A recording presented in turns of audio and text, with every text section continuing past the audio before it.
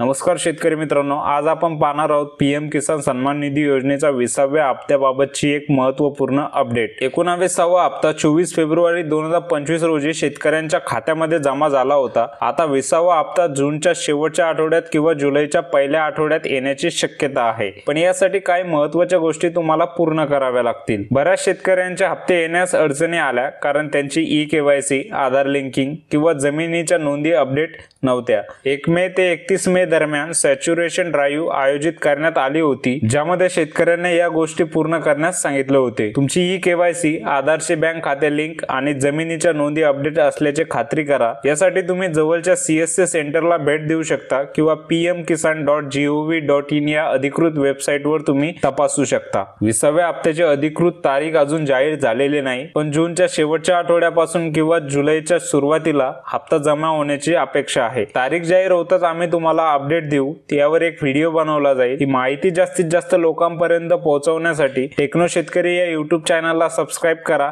आणि बेल आयकॉनला हिट करा, जेणेकरून नवीन अपडेट, नवीन माहिती तुम्हाला या चॅनलवरती मिळत राहील। तोपर्यंत जय हिंद, जय महाराष्ट्र।